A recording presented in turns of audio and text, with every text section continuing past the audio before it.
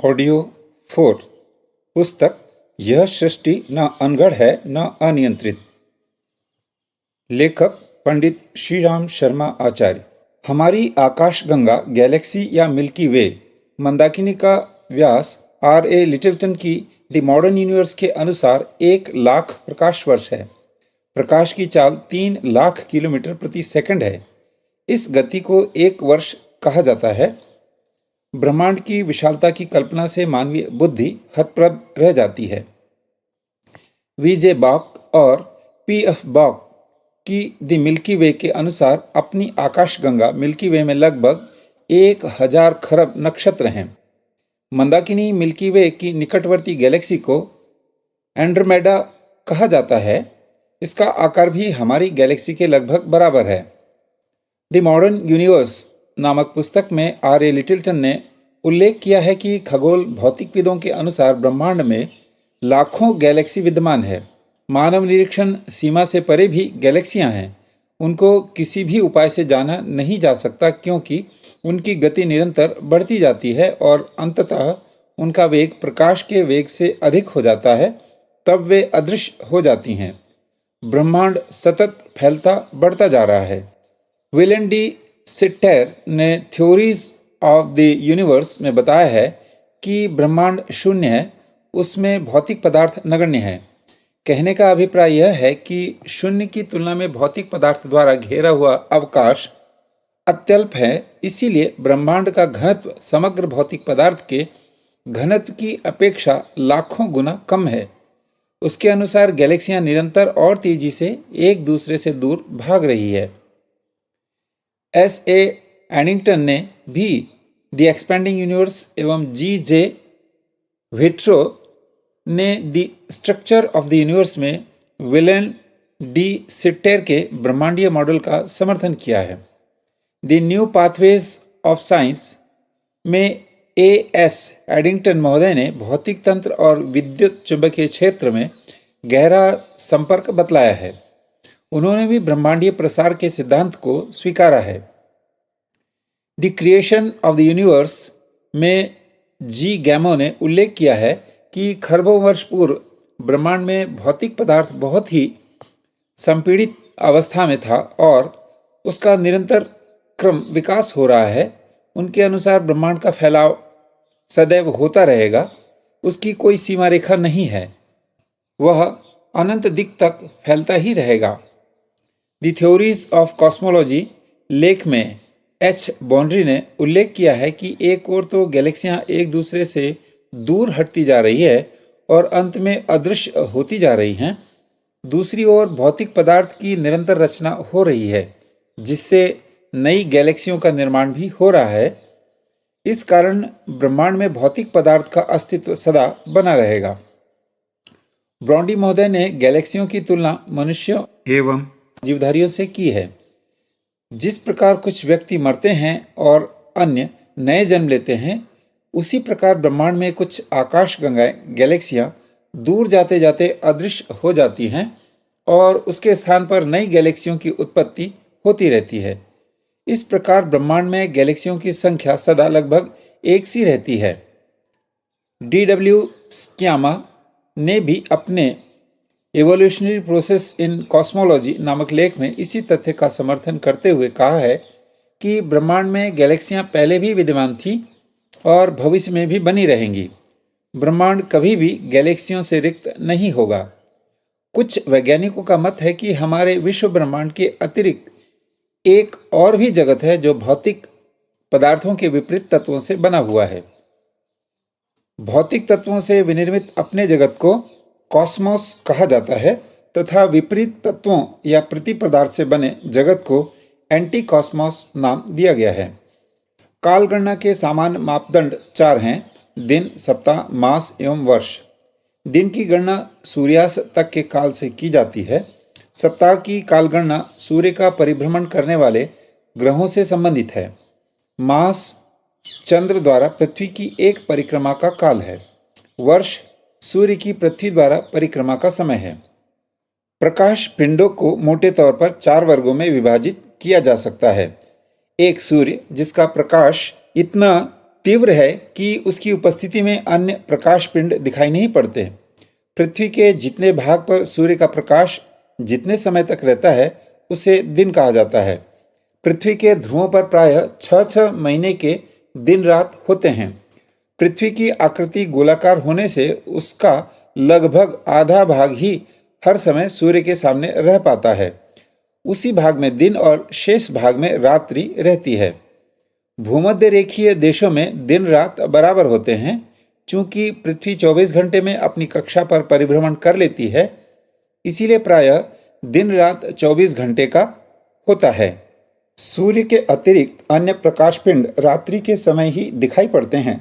रात्रि में दिखाई पड़ने वाले ज्योतिपिंडों में सबसे निकटवर्ती होने के कारण सबसे बड़ा चंद्रमा मालूम होता है। अन्य तारों को एवं तारा गुच्छों को 2 वर्गों में रखा जा सकता है। एक तो वे तारे जो टिमटिमाते हैं, दूसरे वे जो नहीं टिमटिमाते। वस्तुतः वे तारे टिमटिमाते दिखाई पड़ते हैं जो सूर्य के परितः परिभ्रमण नहीं करते। ये तारे सूर्य से छोटे एवं कम प्रकाशवान नहीं हैं, वरन अनेकों गुना बड़े एवं प्रकाशयुक्त हैं, परंतु सूर्य की अपेक्षा पृथ्वी से अत्यधिक दूरी पर आकाश में अवस्थित होने के कारण छोटे दिखाई देते हैं। आकाश में पृथ्वी जिस मार्ग से सूर्य के चारों ओर घूमती है उसे 12 भागों में बांटा गया है। एक भाग को एक राशि के नाम से संबोधित किया जाता है। एक माह में पृथ्वी जितनी दूरी घूम जाती है वह राशि कहलाती है। इस क्षेत्र में आने वाले विशिष्ट तारागुच्छों को 12 विभिन्न नाम दिए गए हैं, जिन्हें मेष, वृष, मिथुन, कर्क, सिंह, कन्या, तुला, वृश्चिक, धनु, मकर, कुंभ, मीन कहते हैं। पृथ्वी एक माह में जितना मार्ग तय करती दिखाई देती है, चंद्रमा एक दिन में उससे 2.25 गुना मार्ग तय करता दिखाई पड़ता है। नक्षत्रों की संख्या 27 है। यह तो ग्रह नक्षत्रों के समुच्चय से विनिर्मित ब्रह्मांड की एक जानकारी वाला पक्ष हुआ। इन ग्रह नक्षत्रों के बीच परस्पर क्या संबंध है, इसका निरूपण करते हुए इस निष्कर्ष पर पहुंचना होता है कि सभी एक दूसरे के सहयोगी हैं। कौन किसका पिता, पुत्र, भाई, भतीजा आदि है, इसका विश्लेषण करने से कुछ काम नहीं चलता। कौन पुराना, कौन नया, कौन दानी, कौन ऋणी, कौन बड़ा, कौन छोटा, इस झंझट में पड़कर न अहंकार को बढ़ाया जाना चाहिए और न किसी को हीनता का अनुभव कराना चाहिए। अच्छा यही है कि हम पारस्परिक सहकारिता और सहयोग भावना का महत्व समझें और यह माने कि कोई किसी को एक तरह का सहयोग दे रहा है तो दूसरा उसकी अन्य प्रकार से सहायता कर रहा है। ग्रह नक्षत्रों के बीच भी अब इसी मान्यता को प्रधानता दी जा रही है। चंद्रमा और पृथ्वी के बीच क्या रिश्तेदारी है, इसका विश्लेषण बहुत समय तक किया जाता रहा, पर अब अंत में इसी निष्कर्ष पर पहुंचा गया है कि कोई किसी का आश्रित नहीं, सभी का अपना नहीं, सभी का अपना स्वतंत्र अस्तित्व है और इस ब्रह्मांड परिवार में सभी ग्रह नक्षत्र सहयोगी सदस्य बनकर रह रहे हैं। फ्रेंच वैज्ञानिक बुफो ने चंद्रमा को धरती का भाई माना है। वे कहते हैं कि सारे ग्रह उपग्रह एक ही समय एक ही साथ बने हैं। आरंभ में अकेला सूर्य था, कहीं से एक और विशालकाय सूर्य आया और हमारे सूर्य से टकरा गया। टकराव से दोनों का बहुत बड़ा हिस्सा धूल बनकर अंतरिक्ष में उड़ने लगा और जब वह सघन हुआ तो उसी से सौरमंडल के ग्रह और उपग्रह बन गए। खगोलज्ञ लॉटलास, वाइस श्रैकर, जेरार्ड कुइपर, क्रंडहाइल आदि विद्वानों का कथन है कि समस्त आकाश गंगाएं, तारक, सौरमंडल और उपग्रह सृष्टि के आदि से प्रथम विस्फोट के छितराव से फैली हुई धूलि से बने हैं। वे आकर्षण की धाराओं से परस्पर बंधे जरूर हैं और अपनी धुरी और कक्षा की भ्रमणशीलता भी परस्पर संबंधों के आधार पर स्थिर किए हुए है। फिर भी कोई किसी से उत्पन्न नहीं हुआ। सभी ग्रह उपग्रहों का जन्म स्वतंत्र रूप से हुआ है और उनका मूल कारण आदि पदार्थ हिरण्यगर्भ का विस्फोट ही था। इस प्रकार सभी ग्रह एक दूसरे के भिन्न पड़ोसी मात्र हैं। पृथ्वी से सूर्य की दूरी 9 करोड़ 30 लाख मील है। चूंकि यह सूर्य भी पृथ्वी की परिधि है और वायु की तरह उसकी गर्मी रोशनी भी पृथ्वी के लिए जीवन आधार है। मछली का आधार पानी होता है और किसान का आधार खेत। इसी प्रकार पृथ्वी जिस खेत या समुद्र से अपना काम चलाती है उसका नाम हुआ सूर्य। यह सूर्य भी एक प्रकार से उसी की संपत्ति है और वायुमंडल की तरह वह भी उसी का अधिकार क्षेत्र है। दूसरे ग्रहों का भी सूर्य से संबंध हो ही इससे अपना क्या बनता बिगड़ता है। किसान का खेत होता है, उसमें चूहे, दीमक, कीड़े, पतंगे भी पलते रहते हैं। चूंकि दूसरे ग्रह भी सूर्य से लाभ उठाते हैं, इसीलिए धरती का अधिकार उस पर से कम नहीं हो जाता। पृथ्वी की असली परिधि नापनी हो तो उसकी लपेट के भीतर सूर्य को भी लेना पड़ेगा। क्या अनंत अंतरिक्ष का अंत कहीं है? इस प्रश्न के उत्तर में विश्व प्रसिद्ध वैज्ञानिक आइंस्टीन एवं मिंकोवस्की ने है के रूप में दिया है। वे कहते हैं कि सीधे चलते हुए भी कोई वस्तु अंततः अपने मूल उद्गम पर घूमकर आ जाती है। इस गणित सिद्धांत के आधार पर अंतरिक्ष का अंत भी वहीं होना चाहिए जहां से उसका आरंभ होता है, अर्थात अनादि और अनंत कहे जाने वाले अंतरिक्ष का किसी एक बिंदु पर मिलन अवश्य होता है, भले ही कितना ही दूरवर्ती क्यों न हो। अनंत के अंत की बात उन्होंने सीधेपन की घुमाव प्रक्रिया के साथ जोड़ी है।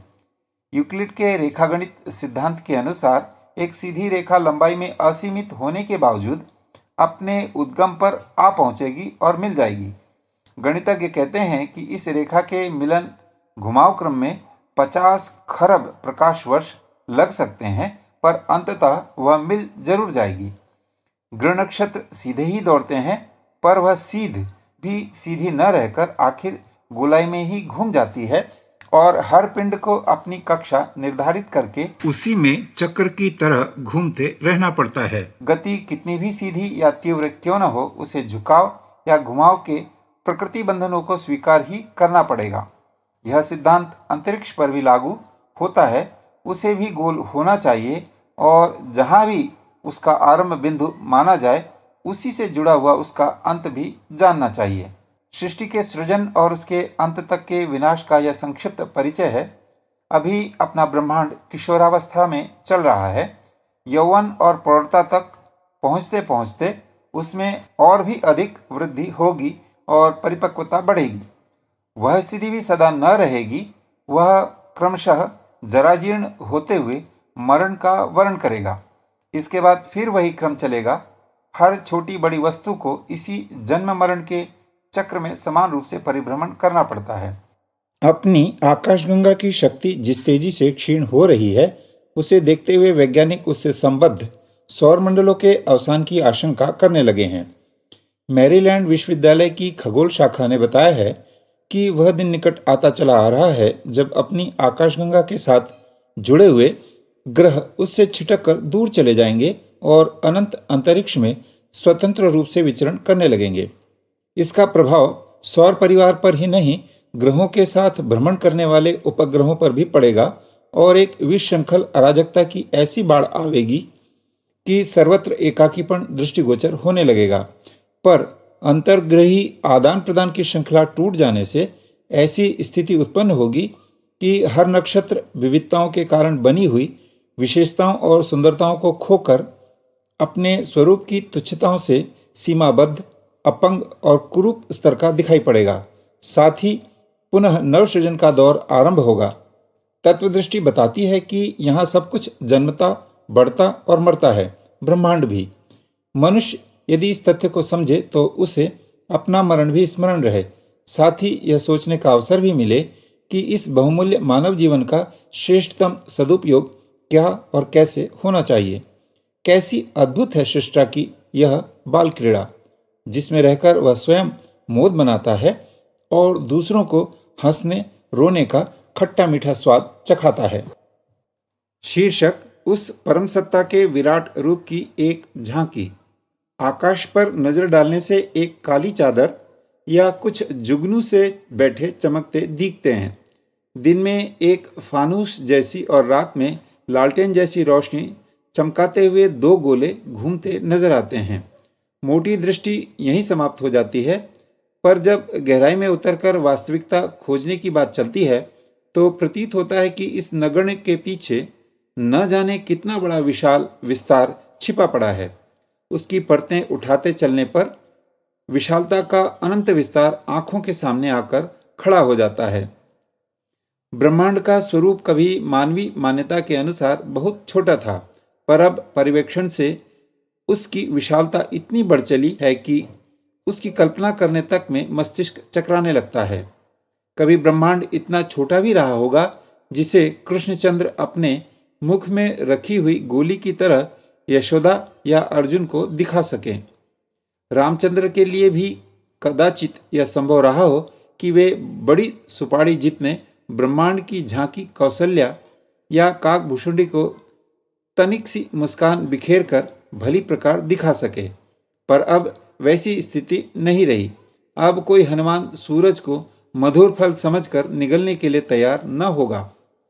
ब्रह्मांड के बारे में जैसे जैसे जानकारियां बढ़ती जा रही है, वैसे वैसे उसके विस्तार का दायरा बढ़ता जा रहा है। अभी वह बचपन की ही अवधि में है, इसीलिए उसे बहुत समय बढ़ने, फैलने और परिपुष्ट होने में लगेगा। प्रौढ़ता आने के उपरांत ही वृद्धावस्था की झुर्रियां पड़ना आरंभ होंगी। कमर झुकेगी, खांसी, श्वास का सिलसिला चलेगा और घटते घटते हारा थका जराजीर्ण होने पर वह मरण की तैयारी करेगा। मरने के उपरांत उसे फिर जन्म लेने में कितने समय भूतकाल जैसा गर्भावस्था में रहना होगा यह तो नहीं कहा जा सकता, किंतु यह निश्चित है कि जन्म मरण के चक्र में पदार्थों एवं प्राणियों की तरह ब्रह्मांड को भी गुजरना पड़ेगा। इससे पूर्व यह जन्म मरण की स्थिति कितने बार आई होगी या भविष्य में कितनी बार आ सकती है, इस गति चक्र का आदि अंत क्या है, इस संबंध में उसका सृजता ही कुछ कह सकता है। हम अल्पज्ञ प्राणी तो इतना ही कह सकते हैं कि वर्तमान कल्प का प्रस्तुत ब्रह्मांड अभी बचपन की अवधि में रह रहा है। अपनी निहारिका, जो मंदाकिनी नाम से जानी जाती है, 1 अरब से अधिक सौरमंडलों से जुड़ी हुई है। इसका विस्तार 1 लाख प्रकाश वर्ष आंका गया है। संबद्ध सौरमंडल उसे केंद्र मानकर अनंत अंतरिक्ष में अपनी निर्धारित कक्षा पर चलते हुए उसकी परिक्रमा करते रहे। अपने सौरमंडल को उस परिक्रमा में प्राय 30,000 वर्ष लगते हैं। इतना भ्रमण कर लेने के उपरांत वह अपनी पुरानी जगह पर आता है। यही नहीं, इस निखिल आकाश में अपनी मंदाकिनी जैसी लाखों आकाश गंगाएं हैं। बहुचर्चित और शोध परिधि में जकड़ी गई एंड्रोमेडा आकाशगंगा हमसे 20 लाख प्रकाश वर्ष दूर है। आकाश को अत्यधिक प्रभावित करने वाले क्वासार तारे अब तक 4 खोजे जा सके हैं। इनमें जो निकटतम है उसकी दूरी 800 करोड़ प्रकाश वर्ष मानी गई है। यदि वहां तक पहुंचने का कोई मनुष्य दावा करे और अब तक विनिर्मित रॉकेटों के सहारे 2500 मील प्रति घंटा की चाल से चले तो उसकी पूर्णायुष्य 100 वर्ष होने पर भी 8 करोड़ जन्म लेने पड़ेंगे। यदि वापस भी लौटना हो तो फिर इतने ही वर्ष और चाहिए। यह अनवरत गति होने का लेखा जोखा है। बीच में तेल पानी लेने या सुस्ताने की आवश्यकता पड़ी तो समय और भी अधिक लग जाएगा। यह आलंकारिक विवरण इसमें विराट परब्रह्म के एक पक्ष की झांकी भर दिखाता है। एक आकाशगंगा को ही लें तो पाते हैं कि अपने सूर्य जैसे लगभग 500 करोड़ ताराओं, सौरमंडल तथा अकल्पनीय विस्तार वाले धूल तथा गैस वर्तुलों के मेघ मिलकर मात्र एक गंगा बनती है। ऐसी 10 करोड़ से अधिक आकाश गंगाओं या उनके मध्य के अकल्पनीय आकाश को एक ब्रह्मांड कहा जाता है। यह ब्रह्मांड कितने हैं, इस प्रश्न के उत्तर में प्रश्नकर्ता से ही उल्टा प्रश्न पूछना पड़ेगा कि आपके नगर में रेत के कण कितने हैं। मनुष्य की बुद्धि एवं कल्पना इस स्थान पर थक जाती है, इसीलिए दर्शन ने उसे नेति नेति एवं विज्ञान ने उसे अनंत कहा है। अध्यात्मवाद ने इस समस्त रचना को ही नहीं, उसके स्वामी, नियंता, रक्षक को भी अनंत नाम से ही संबोधित किया है।